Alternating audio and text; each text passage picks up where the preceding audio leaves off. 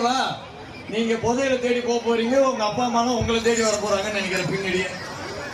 Vijay first கேட்டகரியில 3வது பரிசு.